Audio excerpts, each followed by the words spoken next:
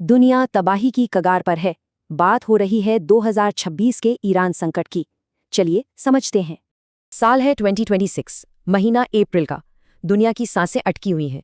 एक super power ने आखिरी चेतावनी दे दी है।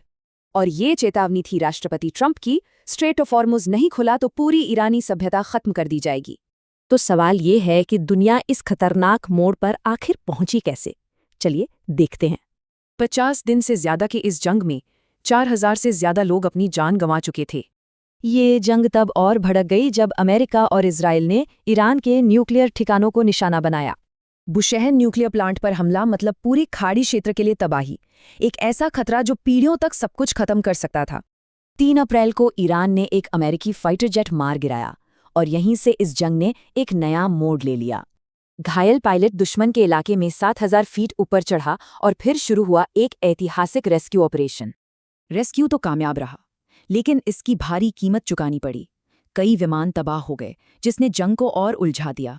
अमेरिका एक बड़े हमले के लिए तैयार था, लेकिन ठीक 90 मिनट पहले 2 हफ्तों के सीज़फायर का ऐलान हो गया।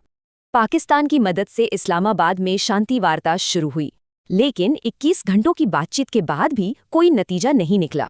बात आकर अटकी न्यूक्लियर प्रोग्राम पर।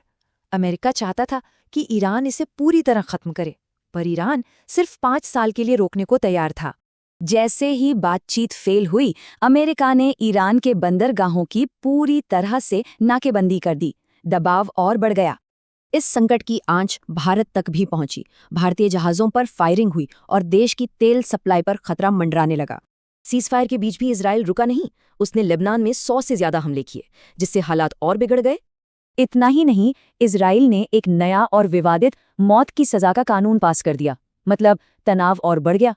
और अब हम आ गए हैं 22 अप्रैल 2026 पर।